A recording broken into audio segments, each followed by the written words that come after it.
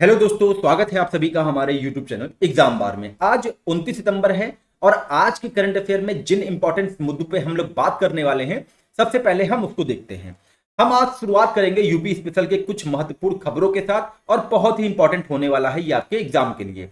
उसके बाद हरित क्रांति के जनक डॉक्टर MS स्वामीनाथन जी का निधन हो गया है, तो इनसे रिलेटेड हम उन सारे फैक्टों को देखेंगे जो कि हमारे एग्जाम के पॉइंट ऑफ व्यू से इंपॉर्टेंट होंगे।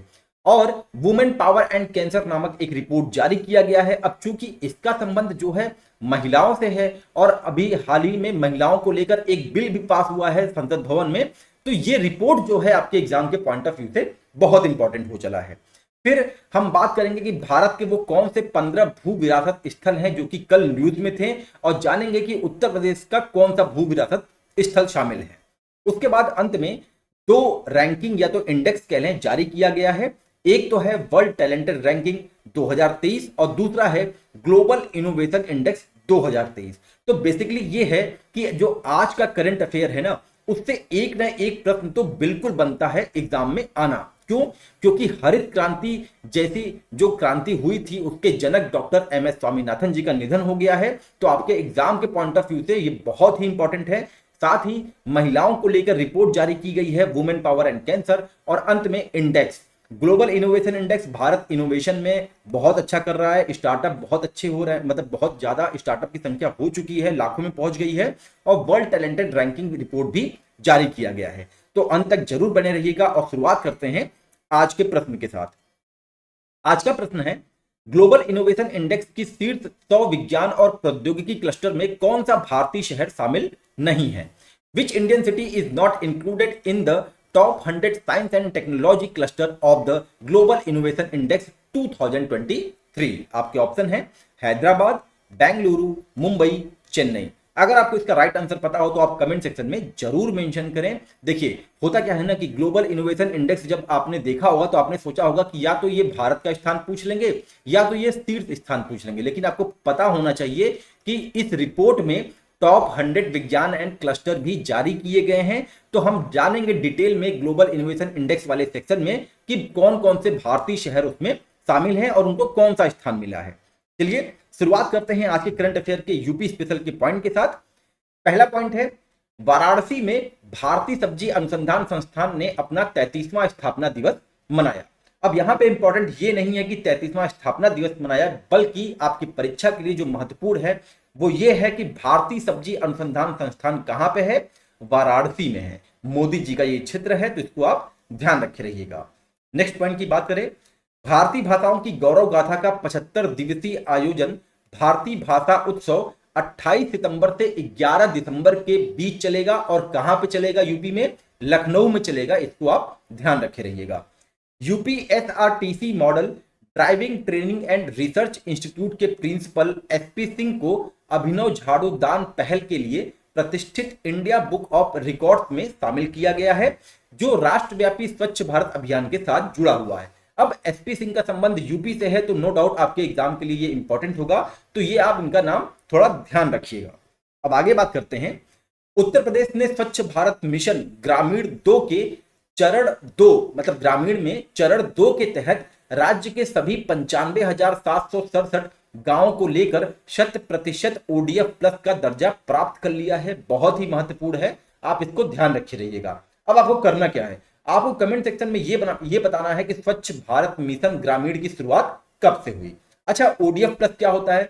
तो ODF प्लस मॉडल गांव वह है जो अपनी ODF स्थिति को बनाए रखे हुए इसमें ठोस अपशिष्ट प्रबंधन और तरल अपशिष्ट प्रबंधन दोनों की व्याख्या करता है, तथा जहां साफ सफाई दिखती है, यानी कि न्यूनतम कूड़ा, न्यूनतम स्थिर अपशिष्ट जल, सार्वजनिक स्थानों पर कोई भी प्लास्टिक कचरा डंप नहीं है, और जहां ODF प्लस सूचना, शिक्षा और संचार संदेश दिखाई जाते हैं। आगे बात करते हैं, स्वच्छता ही सेवा अभियान जल शक्ति मंत्रालय स्वच्छता ही सेवा अभियान के लिए जल शक्ति मंत्रालय के एक विभाग है जिसका नाम है पेयजल एवं स्वच्छता विभाग।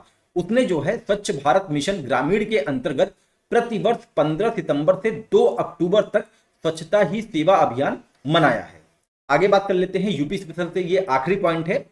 जेवर में आगामी नोएडा अंतरराष्ट्रीय हवाई अड्डे को इंटरनेशनल एयर ट्रांसपोर्ट एसोसिएशन द्वारा अपने स्वयं के अद्वितीय अंतरराष्ट्रीय 3 अक्षर कोड DXN से सम्मानित किया गया है। अब ये DXN है क्या? तो DXN में D से दिल्ली दर्शाता है जो राष्ट्रीय राजधानी है, N का मतलब नोएडा है जो पश्चिम यूपी क्षेत्र में हमारी उपस्थिति दर्शाता है। अब आगे बात करते हैं वन लाइनर के कुछ इंपॉर्टेंट और भी फैक्टों के बारे में। तो पहला पॉइंट है यहां पे, उत्तराखंड सरकार ने प्रसिद्ध पोमा ग्रुप के साथ 2000 करोड़ रुपए के निवेश के लिए लंदन में एक समझौता किया है। पोमा समूह उत्तराखंड में रोपवे निर्माण में तकनीकी सहयोग प्रदान करेगा।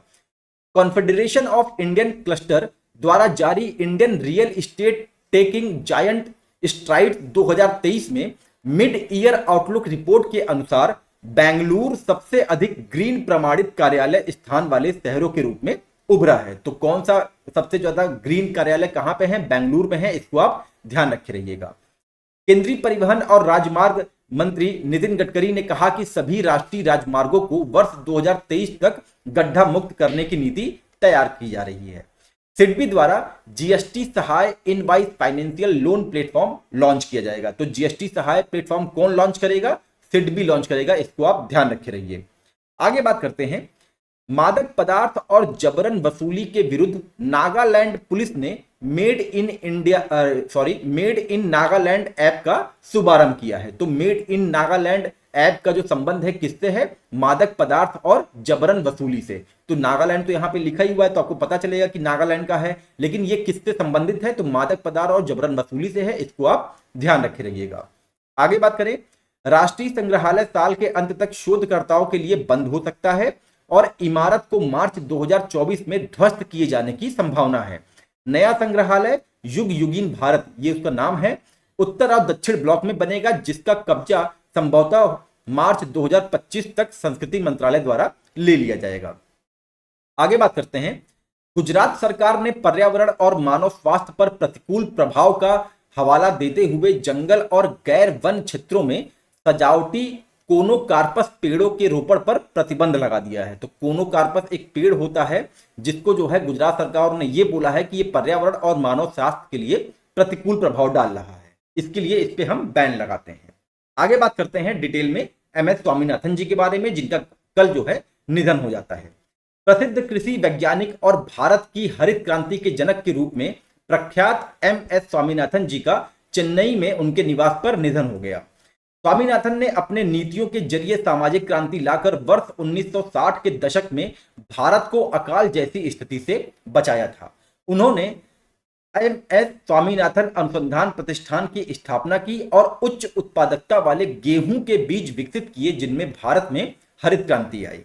आगे बात करें, वे 1972 से 1980 के बीच भारतीय कृषि अनुसंधान परिषद के महानिदेशक और 82 से लेकर 1988 के बीच अंतरराष्ट्रीय चावल अनुसंधान संगठन के महानिदेशक रहे हैं। बहुत ही इंपॉर्टेंट फैक्ट है, इसको आप ध्यान रखिएगा।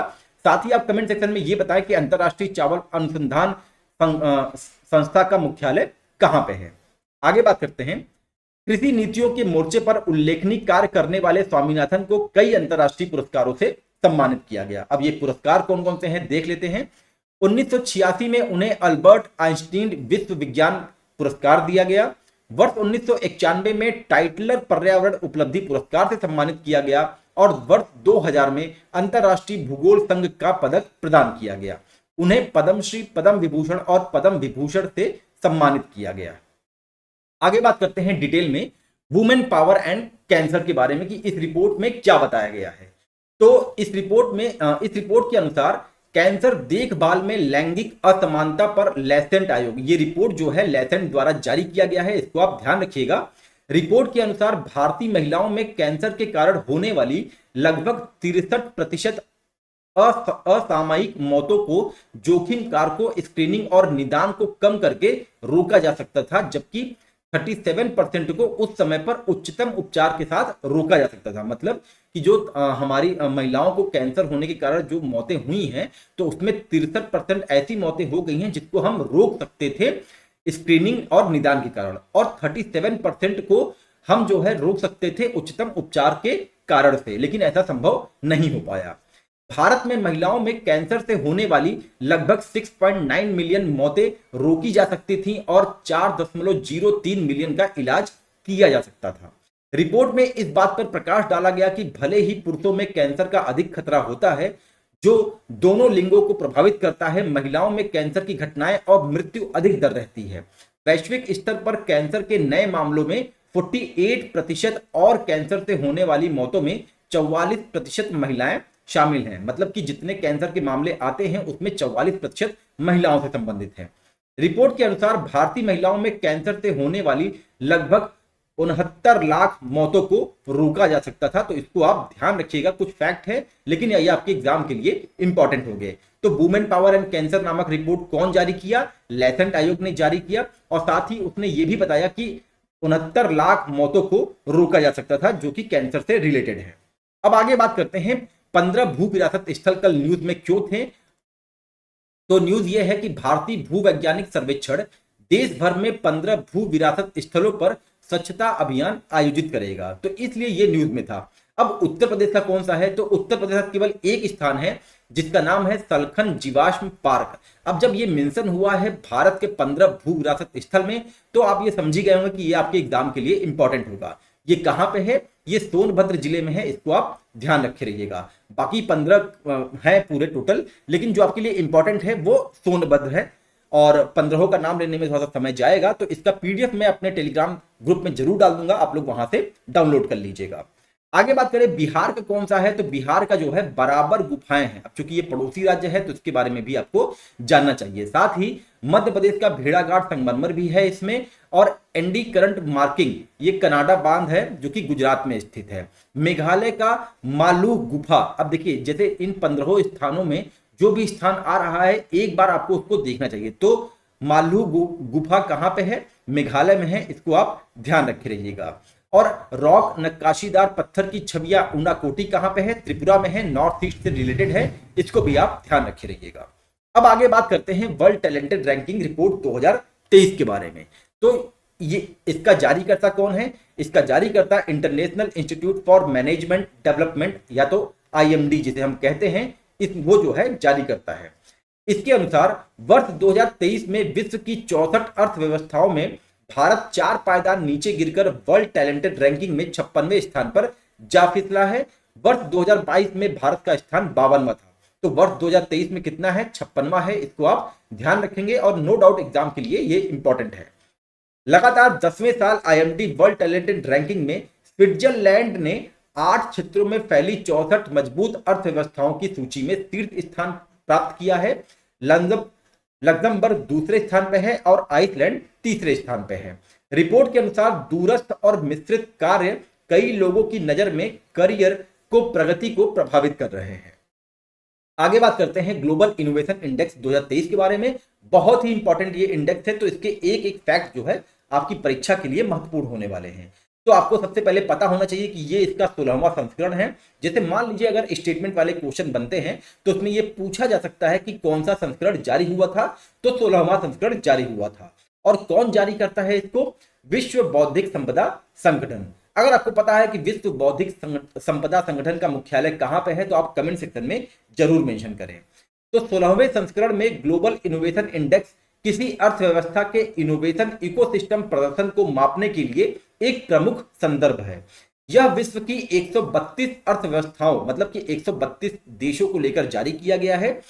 उनके बीच इस साल की सबसे नवीन अर्थव्यवस्थाओं की रैंकिंग का खुलासा करता है ये रिपोर्ट, और शीर्ष 100 विज्ञान और प्रौद्योगिकी नवाचार समूहों का स्थानीयकरण करता है। तो ये विज्ञान और प्रौद्योगिकी में भारत के कौन कौन से शहर हैं, इसको हम अभी थोड़ी देर में देखते हैं, जो कि हमारे आज के प्रश्न का आंसर होने वाला है।